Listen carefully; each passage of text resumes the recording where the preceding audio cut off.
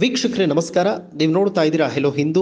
ನಾನು Syed Hidayat. H D. Kumaraswamy the power star of politics ಅನ್ನೋದನ್ನ ಮತ್ತೆ ತೋರಿಸಿಕೊಟ್ಟಿದ್ದಾರೆ.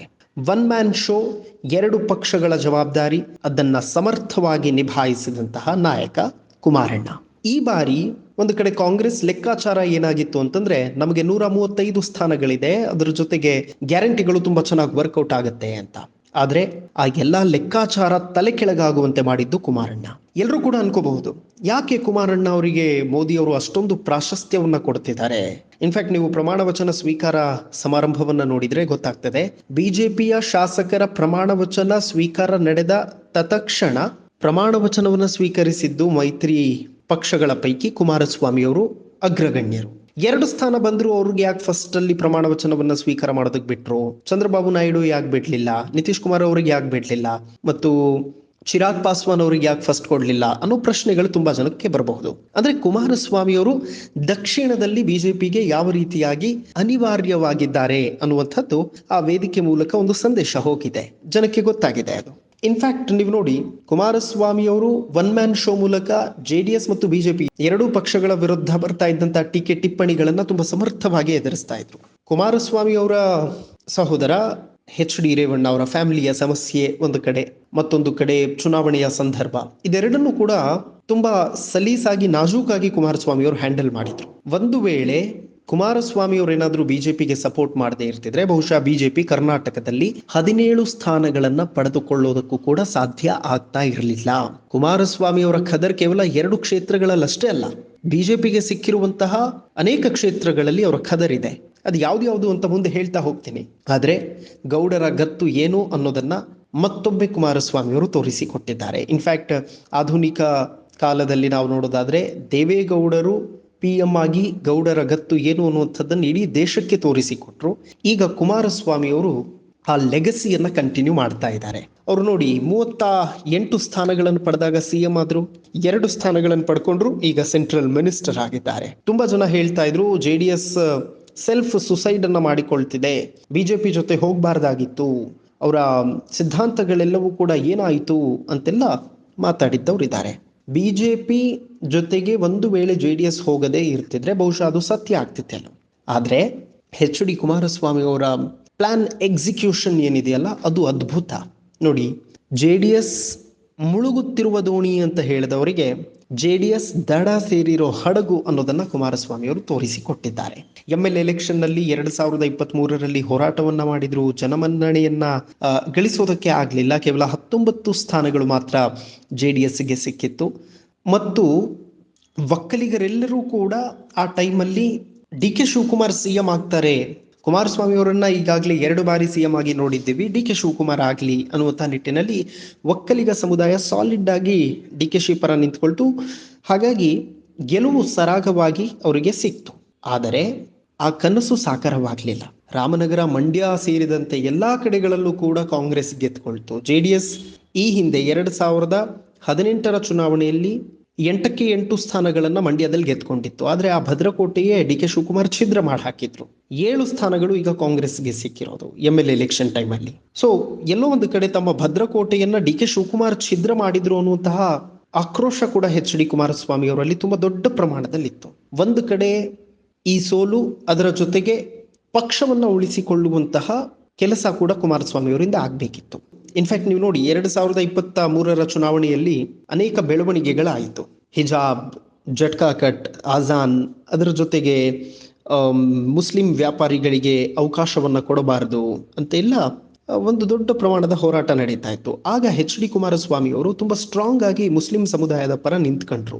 ಆದ್ರೆ ಎಲ್ಲೋ ಒಂದು ಕಡೆ ಮುಸ್ಲಿಂ ಸಮುದಾಯದವರು ನಿರೀಕ್ಷಿತ ಪ್ರಮಾಣದಲ್ಲಿ ಕುಮಾರಸ್ವಾಮಿ ಅವರಿಗೆ ಸಪೋರ್ಟ್ ಅನ್ನ ಮಾಡಲಿಲ್ಲ. ಅವರು ಸಾಲಿಡ್ ಆಗಿ ಕಾಂಗ್ರೆಸ್ ಕಡೆ ಹೋದ್ರು. ಅದು ಕೂಡ ದೊಡ್ಡ ಹೊಡೆತ ಆಯ್ತು. ಈಗ ಎಚ್.ಡಿ. ಕುಮಾರಸ್ವಾಮಿ ಅವರು ತಮ್ಮ ಪಕ್ಷವನ್ನ ಸ್ಟ್ರಾಂಗ್ ಮಾಡೋದರ ಮೂಲಕ ತಾವು ಏನು ಅನ್ನುವಂಥದ್ದನ್ನ ಪ್ರೂವ್ ಮಾಡಿದ್ದಾರೆ. DK ಶಿವಕುಮಾರ್ ಒಕ್ಕಲಿಗ ನಾಯಕರಾಗೋದಕ್ಕೆ ಹೋಗಿದ್ರು, ಆದರೆ DK ಶಿವಕುಮಾರ್ಗೂ ಸೆಡ್ಡು ಹೊಡೆದು ಈಗ ತಾವೇ ಸುಪ್ರೀಂ ಆಫ್ ದಿ ಒಕ್ಕಲಿಗಾಸ್ ಅನ್ನೋದನ್ನ ಪ್ರೂವ್ ಮಾಡಿ ತೋರಿಸಿರೋದು ಕುಮಾರಣ್ಣ. ಹೇಗೆ ಅಂತ ನೋಡೋದಾದ್ರೆ, ಒಂದು ಕಡೆ ಎಚ್.ಡಿ. ಕುಮಾರಸ್ವಾಮಿ ಅವರು ಬಿಜೆಪಿಗೆ ಹೋಗಿದ್ದು JDSಗೆ ಎಷ್ಟು ಲಾಭ ಆಗಿದೆಯೋ ಅದರ ಡಬಲ್ BJPಗೆ ಲಾಭ ಆಗಿದೆ. ಅದರ ಅರಿವು ನರೇಂದ್ರ ಮೋದಿ ಅವ್ರಿಗೂ ಇದೆ, ಅಮಿತ್ ಶಾ ಅವ್ರಿಗೂ ಕೂಡ ಇದೆ. ಹೇಗೆ ಅಂತ ನಾವು ನೋಡೋದಾದ್ರೆ, ಕುಮಾರಸ್ವಾಮಿ ಅವರು DK ಶಿವಕುಮಾರ್ ಅವರು ತಮ್ಮನ್ನ ಸೋಲಿಸಿದಂತಹ ಒಂದು ಸೇಡನ್ನು ತೀರಿಸಿಕೊಳ್ಳೋದು ಬಾಕಿ ಇತ್ತು ಮತ್ತು ತಾವೇ ಒಕ್ಕಲಿಗ ನಾಯಕ ಅನ್ನುವಂಥದ್ದನ್ನ ಸಾರಿ ಹೇಳಬೇಕಾಗಿತ್ತು ವಿರೋಧಿಗಳಿಗೆ ಮತ್ತು JDS ಮುಳುಗುತ್ತಿರುವ ದೋಣಿಯಲ್ಲ ಅನ್ನುವಂಥದ್ದನ್ನ ತೋರಿಸಬೇಕಾಗಿತ್ತು ವಿರೋಧಿಗಳಿಗೆ. ಹಾಗಾಗಿ HD ಕುಮಾರಸ್ವಾಮಿ ಅವರು ಬಿಜೆಪಿ ಜೊತೆ ಸೇರ್ಕೊಂಡ್ರು, ಬಿಜೆಪಿಯ ಜೊತೆ ಮೈತ್ರಿ ಮಾಡಿಕೊಂಡ್ರು. ಅದಾದ ನಂತರ ಒಂದು ಸ್ಟ್ರಾಟಜಿಯನ್ನ ಮಾಡಿದ್ರು. ಅವರ ಬಾಮೈದುನ ಡಾಕ್ಟರ್ ಮಂಜುನಾಥ್ ಅವರನ್ನ ಬೆಂಗಳೂರು ಗ್ರಾಮಾಂತರ ಲೋಕಸಭಾ ಕ್ಷೇತ್ರದಿಂದ ಅಖಾಡಕ್ಕೆ ಇಳಿಸಿದ್ರು. ಅಲ್ಲಿ DK ಶಿವಕುಮಾರ್ ಅವರ 25 ವರ್ಷಕ್ಕೂ ಹೆಚ್ಚು ಕಾಲ ಇದ್ದಂತಹ ಭದ್ರಕೋಟೆಯನ್ನ ಛಿದ್ರ ಮಾಡಿ ಹಾಕಿದ್ರು. ಡಾಕ್ಟರ್ ಮಂಜುನಾಥ್ ಅವರು ಗೆದ್ರು ಬಿಜೆಪಿಯಿಂದ ಒಂದು ಕ್ಷೇತ್ರ, ಬೆಂಗಳೂರು ಗ್ರಾಮಾಂತರ. ಅದಾದ ನಂತರ ಮೈಸೂರಲ್ಲೂ ಕೂಡ ಅಷ್ಟೇ HD ಕುಮಾರಸ್ವಾಮಿ ಅವರ ಪ್ರಾಬಲ್ಯ ತುಂಬಾ ದೊಡ್ಡ ಪ್ರಮಾಣದಲ್ಲಿದೆ. ಸಾಲಿಡ್ ಆಗಿ ಒಕ್ಕಲಿಗರೆಲ್ಲರೂ ಕೂಡ ಬಿಜೆಪಿಗೆ ಸಪೋರ್ಟ್ ಮಾಡಿದ್ದಾರೆ. ತುಮಕೂರನ್ನ ನೋಡಿ ನೀವು, 3ನೇ ಕ್ಷೇತ್ರ. ಕುಮಾರಸ್ವಾಮಿ ಅವರು ಗೆಲ್ಲಿಸಿಕೊಂಡು ಬಂದಂತಹ ಕ್ಷೇತ್ರಗಳ ಪೈಕಿ ನಾನು ಲೆಕ್ಕವನ್ನ ಹೇಳ್ತಾ ಇದ್ದೀನಿ. ರಾಜಣ್ಣ ಮತ್ತು G ಪರಮೇಶ್ವರ್ ಅಂತಹ ನಾಯಕರಿದ್ದರೂ ಕೂಡ ತುಮಕೂರಿನಲ್ಲಿ ಸಾಲಿಡ್ ಆಗಿ ಇವತ್ತೇನಾದರೂ ಸೋಮಣ್ಣ ಅವರು ಗೆದ್ದಿದ್ದಾರೆ ಅಂತಂದ್ರೆ ಬಿಕಾಸ್ ಆಫ್ ಕುಮಾರಣ್ಣ. ಅಲ್ಲಿದ್ದಂತಹ ಒಕ್ಕಲಿಗ ಮತದಾರರು ತುಂಬಾ ಅದ್ಭುತವಾಗಿ ಸಪೋರ್ಟ್ ಮಾಡಿದ್ರು. ಕುಮಾರಣ್ಣನ ಫೇಸ್ ನೋಡಿ. ಇನ್ಫ್ಯಾಕ್ಟ್ ಕೋಲಾರದಲ್ಲೂ ಕೂಡ ತಮ್ಮ ಪ್ರಾಬಲ್ಯ ಏನು ಅನ್ನೋದನ್ನ ತೋರಿಸಿದ್ರು, ಚಿಕ್ಕಬಳ್ಳಾಪುರದಲ್ಲೂ ತೋರಿಸಿದ್ರು ತಮ್ಮ ಪ್ರಾಬಲ್ಯ ಏನು ಅನ್ನುವಂಥದ್ದನ್ನ. ಬೆಂಗಳೂರು ಉತ್ತರ ಗೋಬ್ಯಾಕ್ ಶೋಭಾ ಅನ್ನುವಂತಹ ಮೂಮೆಂಟ್ ಇತ್ತು, ರಾಜೀವ್ ಗೌಡ ಅಖಾಡದಲ್ಲಿದ್ರು. ಆದ್ರೂ ಕೂಡ ಕುಮಾರಸ್ವಾಮಿ ಅವರ ಮುಖ ನೋಡಿ ಒಕ್ಕಲಿಗರು ಬಿಜೆಪಿಗೆ ಸಪೋರ್ಟ್ ಮಾಡಿದ್ರು. ಅಂದ್ರೆ ಟೋಟಲ್ ಕುಮಾರಸ್ವಾಮಿ ಅವರು ಗೆಲ್ಲಿಸಿದ್ದು 7 ಸ್ಥಾನಗಳನ್ನ. ಸೊ ಇದನ್ನ ಅರ್ಥ ಮಾಡ್ಕೋಬೇಕು. DK ಶಿವಕುಮಾರ್ ಒಂದು ಕಡೆ HD ಕುಮಾರಸ್ವಾಮಿ ಅವರಿಗೆ ಕುಹಕವಾಡಿದ್ರು, ಬಿಜೆಪಿ ಜೊತೆ ಸೇರ್ಕೊಂಡ್ರು, ಸೆಲ್ಫ್ ಸೂಸೈಡ್ ಮಾಡ್ಕೊತಿದ್ದಾರೆ, JDS ಕಾರ್ಯಕರ್ತರ ಕಥೆ ಮುಗೀತು ಅಂತೆಲ್ಲ ಹೇಳ್ತಾ ಇದ್ರು. ಈಗ ಕಾಂಗ್ರೆಸ್ ಮತ್ತು ಬಿಜೆಪಿ ಎರಡಕ್ಕೂ ಕೂಡ ತಮ್ಮ ಲೆಕ್ಕಾಚಾರ ಸರಿ ಅನ್ನೋದನ್ನು ತೋರಿಸ್ಕೊಟ್ಟಿದ್ದಾರೆ. ಆಮೇಲೆ ಒಂದೇ ವರ್ಷದಲ್ಲಿ ಕುಮಾರಸ್ವಾಮಿ ಅವರು ಕಳೆದುಕೊಂಡಂತಹ ಭದ್ರಕೋಟೆಯನ್ನ ಮರಳಿ ತಮ್ಮ ತೆಕ್ಕೆಗೆ ತಗೊಂಡಿದ್ದಾರೆ. ಅದು ಮಂಡ್ಯದಲ್ಲಿ ಸ್ಟಾರ್ ಚಂದ್ರು ಅನ್ನುವಂತಹ ಹೊಸ ಫೇಸ್ನ ತಂದು ಹಾಕಿದ್ರು.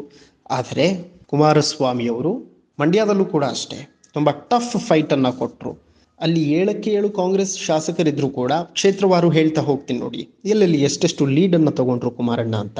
ಶ್ರೀರಂಗಪಟ್ಟಣದಲ್ಲಿ 48,598, ನಾಗಮಂಗಲದಲ್ಲಿ 46,511, KR ಪೇಟೆಯಲ್ಲಿ 26,522, KR ನಗರದಲ್ಲಿ 6,847 ಮತಗಳನ್ನ ಪಡೆಯೋದರ ಮೂಲಕ 2 ಲಕ್ಷಕ್ಕೂ ಹೆಚ್ಚು ಲೀಡನ್ನು ತಗೊಂಡ್ರು. ಅಲ್ಲಿಗೆ ಕುಮಾರಸ್ವಾಮಿ ಅವರು ಬಿಜೆಪಿಗೆ ಗೆಲ್ಲಿಸಿಕೊಟ್ಟಿದ್ದು ಬೆಂಗಳೂರು ಗ್ರಾಮಾಂತರ, ಬೆಂಗಳೂರು ಉತ್ತರ, ಕೋಲಾರ, ಚಿಕ್ಕಬಳ್ಳಾಪುರ, ತುಮಕೂರು, ಮಂಡ್ಯ, ಮೈಸೂರು 7 ಸ್ಥಾನಗಳನ್ನು ಗೆಲ್ಲಿಸಿ ಕೊಡುವಂಥದ್ರಲ್ಲಿ ಪಾತ್ರ ಅಗಾಧ. ಈಗ ಅವರು ಸೆಂಟ್ರಲ್ ಮಿನಿಸ್ಟರ್ ಆಗಿದ್ದಾರೆ. ಇನ್ನೊಂದು ಮ್ಯಾಜಿಕ್ ಕೂಡ ಆಗಬಹುದು, ಹೇಳೋದಕ್ಕಾಗೋದಿಲ್ಲ. ಕುಮಾರಸ್ವಾಮಿ ಅವರು ಮತ್ತೆ CM ಆಗಲಿದ್ದಾರೆ ಅನ್ನುವಂತಹ ಮಾತುಗಳು ಓಡಾಡ್ತಾ ಇದೆ. ಕುಮಾರಸ್ವಾಮಿ ಅವರನ್ನ ಬಿಜೆಪಿ ಅಷ್ಟು ಸ್ಟ್ರಾಂಗ್ ಆಗಿ ಅಪ್ಪಿಕೊಳ್ಳೋದಕ್ಕೆ ಕಾರಣ, ಬಿಜೆಪಿಗೆ ದಕ್ಷಿಣದಲ್ಲಿ ಸರ್ವೈವ್ ಆಗೋದು ಕಷ್ಟ ಆಗ್ತಾ ಇದೆ. ತಮಿಳುನಾಡಲ್ಲಿ ಅದು ಸಾಕಾರ ಆಗ್ತಾ ಇಲ್ಲ, ಕೇರಳದಲ್ಲಿ ಸಾಕಾರ ಆಗ್ತಾ ಇಲ್ಲ. ಹೀಗಾಗಿ ಕರ್ನಾಟಕದಲ್ಲಿ ಕುಮಾರಣ್ಣನ ಜೊತೆಗೆ ನಾವಿದ್ದರೆ ಮತ್ತೆ ನಾವು ಪುಟಿದೇಳಬಹುದು, ಅಧಿಕಾರಕ್ಕೆ ಬರಬಹುದು ಅನ್ನುವಂಥ ಲೆಕ್ಕಾಚಾರ ಬಿಜೆಪಿಗೆ ತುಂಬಾ ಚೆನ್ನಾಗಿದೆ. ಹೀಗಾಗಿ ಕುಮಾರಣ್ಣ ಅವರು ನೆಕ್ಸ್ಟ್ CM ಆಗ್ತಾರೆ ಅನ್ನುವಂತಹ ಲೆಕ್ಕಾಚಾರಗಳು ಕೂಡ ನಡೀತಾ ಇದೆ. ಆ ಲೆಕ್ಕಾಚಾರ ಸತ್ಯ ಆದರೂ ಕೂಡ ಆಶ್ಚರ್ಯವಿಲ್ಲ. Just wait and watch. ನಮಸ್ಕಾರ. ಕೂತಲ್ಲೇ ಕಾಸು ಮಾಡಬೇಕಾ? ಸ್ಟಾಕ್ ಮಾರ್ಕೆಟ್ ಟ್ರೇಡಿಂಗ್ ಮಾಡ್ತೀರಾ? ನಿಮಗೆ ಪ್ರಾಫಿಟ್ ಪಕ್ಕಾ fix. Stock fact app download ಮಾಡಿಕೊಳ್ಳಿ. Basic to advance stock expert ನೀವಾಗ್ತೀರಿ. 3 months ಕಂಪನಿಗಳ ರಿಸಲ್ಟ್, ಕ್ರೆಡಿಟ್, ಇನ್ಕಮ್ ಎಲ್ಲವೂ ನಿಮ್ಮ ಅಂಗೈಯಲ್ಲಿ. ಟೆಕ್ನಿಕಲ್ ಮಾಹಿತಿ, ಕ್ಯಾಂಡಲ್ ಸ್ಟಿಕ್, ಇಂಡಿಕೇಟರ್ಸ್ ಮಾಹಿತಿನೂ ನಿಮಗಿರುತ್ತೆ. Fundamental plus technical pin to pin details ನಿಮಗೆ ಸಿಗುತ್ತೆ. Market analysis ಕಲಿತೀರಾ?